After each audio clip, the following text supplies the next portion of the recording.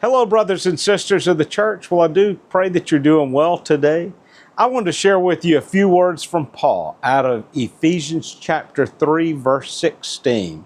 And hear what he writes here. He says, that he would grant you, according to the riches of his glory, to be strengthened with power through his Holy Spirit in the inner man. You know, there are days when what we need most is not simply a change of circumstances, but a change within. Something that is rarely seen by others, but something that's happening within inside of us. You know, God will change our heart. He'll change our mind. He'll change the circumstances within us if we turn to Him, if we're allowing Him into that part of our lives. You know, God's work often begins beneath the surface. Our heart or mind oftentimes is what needs to be changed first. And I just was thinking about the many challenges that I'm sure each of you, the challenges that I face on a daily, weekly basis. It's my heart that has to be worked on first, because the outward circumstance could change and be better, seem better at least, but it still doesn't change the heart. And I'm not speaking of sin, but I'm just speaking of the general pressures of the day. You know, we can get so focused on one event or one difficulty, one mountain that's before us, that we get past that and then we forget. I want you to remember what God's done for you. I want you to remember where God's leading you and how He's guiding you each step of the way. Somebody might say, well, God's not guiding me. Well, you have to be looking to Him. You have to look to where the Lord's leading you. You have to ask Him, Lord, which way would you have me go? We sing the song, wherever He leads, I'll go. I'll follow my Christ who loves me so. Wherever He leads, I'll go. But do we mean it? What if He leads you in a direction that you don't want to go in?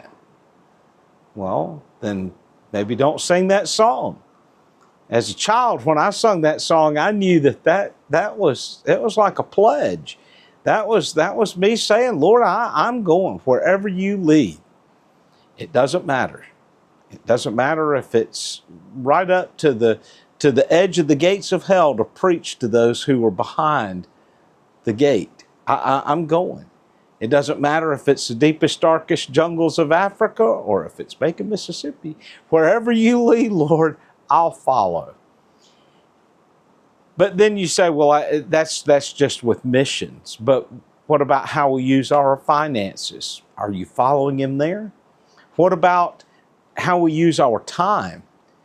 You might say now, oh, Pastor, now that's getting personal. But how do we use the resources that God's given us? And your time is a resource. What do we do with it?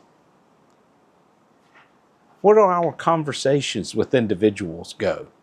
Are we spending them speaking of worldly matters of which we have no control? Or do we use that time speaking of the Lord and His glory? Do we use that time witnessing to others? You know, we need to take a measure of what we're giving to Him. And I'm not just saying this in preaching, I'm saying this for myself too.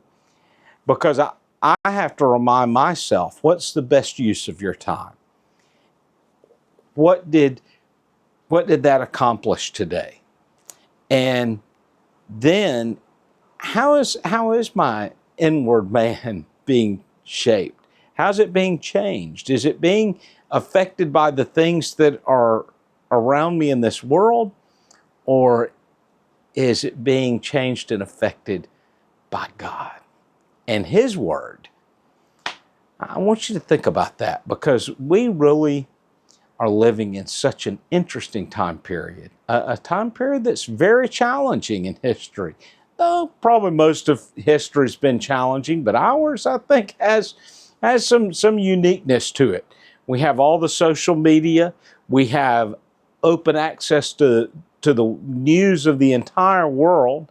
Nobody at any other point of history has had before them all of the things that we do, whether it's electricity or easy mobility. Nobody listening to these words today are having to hitch up their horse and go to the grocery. If you did that, it's by choice. I did that for 7 years in Belize. I went via horse and buggy to get my groceries, but that was by choice. Didn't have money for a car, and I enjoyed that mode of travel. But how are we using what God's given us? Has His Holy Spirit changed how we look upon this world? And I don't mean like, oh, look at the sins they're in. I mean, oh, look at what they need. Or, oh man, I need to pray for this person. Or I need to witness to this person. Or I could have used my time better. I need to use my time better tomorrow. Or I really shouldn't have bought that because I could have used that money for something else that was focused more on the spread of the gospel. I'm not meaning to step on anybody's toes. If you did get your toes stepped on, go into the scriptures and see what they have to say to you. I just want us to be a people that are totally sold out to Him. I want you to be able to sing that song, wherever He leads, I'll go, and mean it, and not just say it. He loves us so much. And wow, the blessings that God's given to us, I couldn't even count them all. You know, another song says, count your blessings, name them one by one. I wouldn't be maybe the best use of my time if I started doing that, because I would go for a long time naming all those blessings.